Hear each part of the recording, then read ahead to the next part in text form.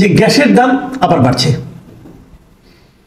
আপনাদের এটাও মনে আছে মাত্র 1 বছর আগে মানে 2023 সালে একটা নির্বাহী আদেশের মাধ্যমে গ্যাসের দাম প্রায় 3 গুণ বাড়িয়ে দেওয়া হয়েছিল। মানে দাম ছিল 11 টাকা 98 পয়সা, মানে ধরা যাক 12 টাকা, সেখান থেকে বাড়িয়ে 1 লাফে করা হয়েছিল 30 টাকা প্রতি ইউনিট গ্যাসের দাম।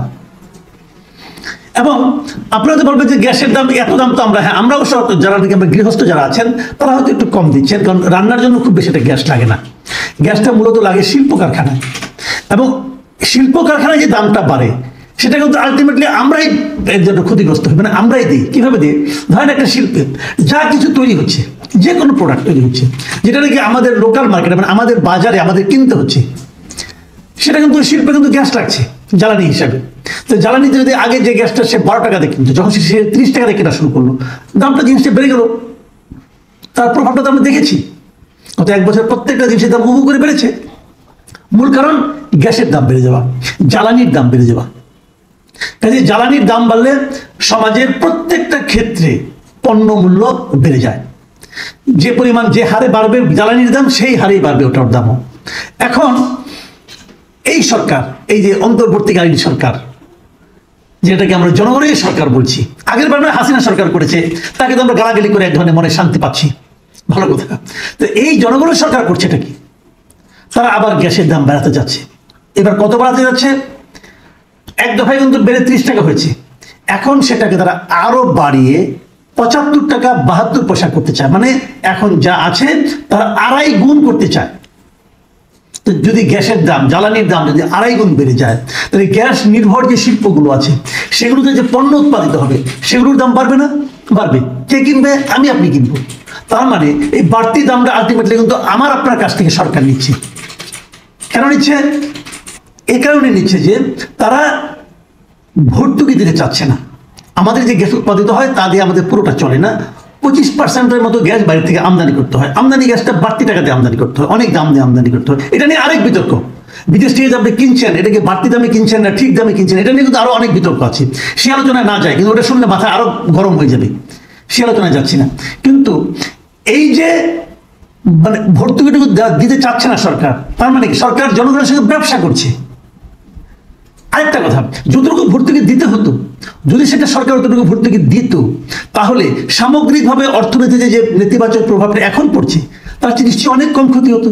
কিন্তু সরকার সে কাজটা করেনি। সরকার জনগণের উপর বাড়তি চাপটা, বাড়তি দায়টা, বাড়তি বোঝাটা চাপিয়ে দিচ্ছে। এটা কি ভালো কিছু হচ্ছে? ভালো কিছু হচ্ছে না। আপনারা তো বলবেন যে না, 2.5 গুণ বাড়াতে চেয়েছে, হয়তো এতটা বাড়বে না। বিআরসির কাছে প্রস্তাব দেওয়া হয়েছে, হয়তো এতটা সরকার ভূমিকা রাখবে, হয়তো 2.5 গুণ বাড়বে না, হয়তো 70 টাকা হবে না, হয়তো 60 টাকা হবে, অথবা 50 টাকা হবে। হ্যাঁ, হতে পারে। কিন্তু সেটাও তো আমাদের জন্য পেইন।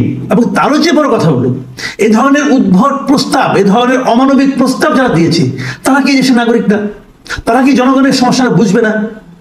কেন তারা এত টাকা দাম বাড়ানোর প্রস্তাব দিবে? শেষ পর্যন্ত কি হবে না হবে সেটা পরে আলাপ, কিন্তু প্রস্তাব যারা দিয়েছে তাদের তো নিয়তের সমস্যা আছে।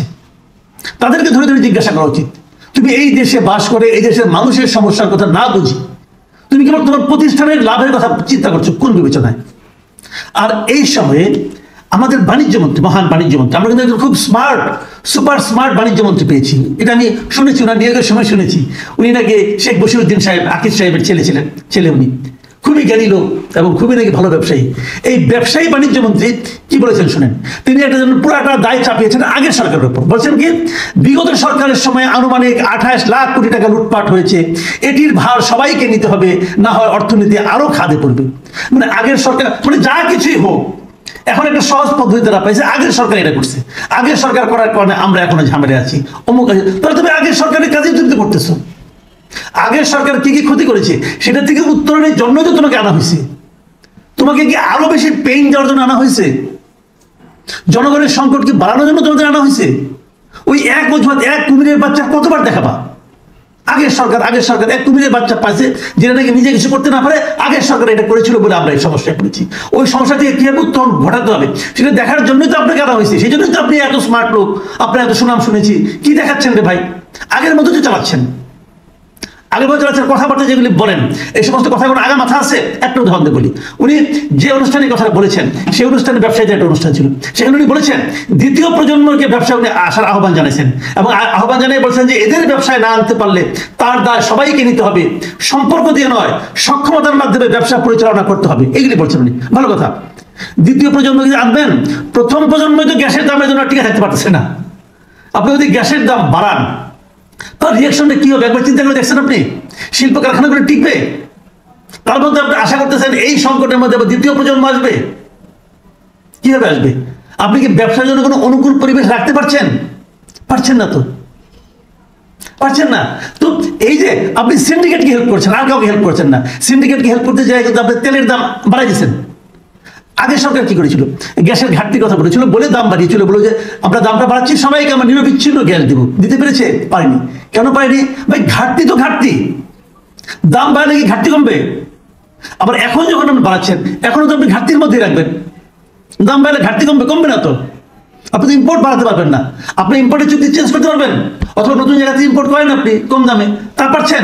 সেগুলো পারছেন না।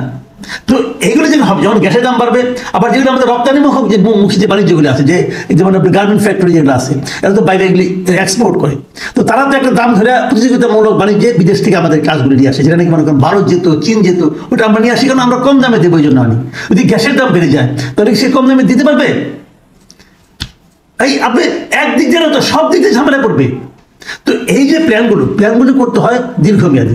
আমাদের এই সরকারগুলো প্ল্যান করছে অ্যাডহক ভিত্তিতে, মানে এক জায়গায় ছিদ্রি হচ্ছে ওই জায়গায় করো, তালিতে পট্টি দাও, আরেক জায়গায় ছিদ্রি হচ্ছে আরেক জায়গায় পট্টি দাও। ভাই এইভাবে পট্টি দিয়ে দেশ চলবে না, পট্টি দিয়ে দেশ। ভাই আপনি স্মার্ট হতে পারেন ভাই, আমি মূর্খ মানুষ, কিন্তু এটুকু তো বুঝি, এই পট্টি দিয়ে দেশ চলবে না। পুরো পরিকল্পনা করতে হবে দীর্ঘমেয়াদী। এবং আমি এই আমাদের এই উপদেষ্টা মহোদয় আরেকটা কথা বলে আমি মানে বক্তব্য আজকে আলোচনা শেষ করতে চাই, যে আমরা কি পেয়েছি আসলে। দেখেন একবার, চালের দাম বেড়ে গেছে, বাজারে চালের দাম নিয়ন্ত্রণ করতে পারছেন না। ওনাকে জিজ্ঞাসা করা হয়েছিল এই যে চালের দাম, মানে এটা বৃহস্পতিবারের ঘটনা, আজকের ঘটনা। বৃহস্পতিবার দিন উনি তুরস্কের একটা বাণিজ্য মন্ত্রী ছিল, তার সঙ্গে দেখা করার পর সাংবাদিকরা জিজ্ঞাসা করছিল চালের দাম তো বেড়ে গেছে। উনি কি বলছেন শুনেন, তাহলে ওনার মুখে কথাটা শুনেন, শুনলে দেখবেন যে রক্ত কিভাবে মাথায় উঠে যায়। উনি বলেছেন, সম্প্রতি চালের দাম বেড়ে যাওয়ায় মানুষের কষ্ট হচ্ছে, এটা অস্বীকার করার সুযোগ নেই, তবে এ সমস্যা সাময়িক। কোনো আলাদিনের চেরাগ তো নেই যে সুইচ দিলেন আর কালকেই বাজার ঠিক হয়ে যাবে।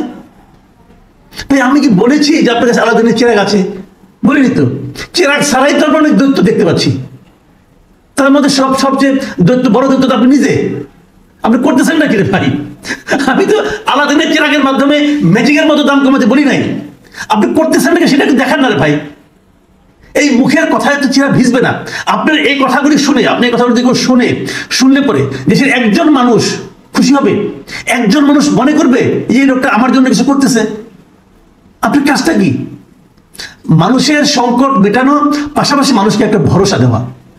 সেই ভরসাটা আপনি দিতে পারছেন? আপনি বলছেন আমার হাতে তো আলাদিনের চেরাগ নাই, তাহলে চেরাগের জন্য বসছেন কেন ভাই? আপনি কেন বসছেন? আমার তো মনে হয় আপনি আপনার নিজের বাণিজ্যিক প্রতিষ্ঠানগুলিকে সুবিধা দেওয়ার জন্য ওখানে বসছেন। এটা আমার স্টেট মনে হচ্ছে। প্রিয় দর্শক, শেষ করার আগে আমি আরেকটা বক্তব্য আপনাদের একটু পড়ে শোনাচ্ছি, সেটাও এই দ্রব্যমূল্য নিয়ে। আপনার বক্তব্যটাকে শুনুন মন দিয়ে। বক্তব্যটা এই ধরনের, দ্রব্যমূল্য সহনীয় রাখতে সরকার সচেষ্ট। আমরা চাই আলোচনা করে আইনের মধ্যে থেকে মূল্য ঠিক রাখতে, তার আগে আমাদের চেষ্টা করতে দেন। সেই জন্য আপ্রাণ চেষ্টা করছি যাতে নিয়ন্ত্রণ করা যায়। কথাটা সুন্দর না? সুন্দর কথা। এই কথা কিন্তু এই বাণিজ্য মন্ত্রী বলেন নাই, এটা বলেছিলেন আগে একজন বাণিজ্য মন্ত্রী ছিলেন, ব্যবসায়ী বাণিজ্য মন্ত্রী, নাম হলো টিপু মুন্সি, আওয়ামী লীগ আমলের। তার কথা। এই দুই ব্যবসায়ী বাণিজ্য মন্ত্রীর কথার মধ্যে কোনো পার্থক্য পান ভাই? আগের জন্য একই ভঙ্গি, চেষ্টা করছি হয়ে যাবে। বর্তমান বাণিজ্য মন্ত্রী বলে চেষ্টা করছি হয়ে যাবে, আমার হাতে আলাদিনের চেরাগ নাই। ভাই এই যে আলাদিনের চেরাগ কেন জানি না, এই আপনার কি বলে আরব রজনী, আলাদিনের চেরাগ, আরব রজনী পরিচিত। আরব রজনীর মধ্যে কিন্তু আমরা সিন্দাবাদের ভূত পড়েছি। ওই সিন্দাবাদের ভূত যখন ঘাড়ে চাইপে বসে, তখন আর ঘাট থেকে নামতে চায় না, জীবন অতিষ্ঠ করে দেয়। আমরা বুঝতে পারছি না, আলাদিনের চেরাগ নাই, ভালো কথা। সিন্দাবাদের ভূত কি আমাদের ঘাড়ে চেপে বসেছে? এই প্রশ্নের জবাব কে দিবে?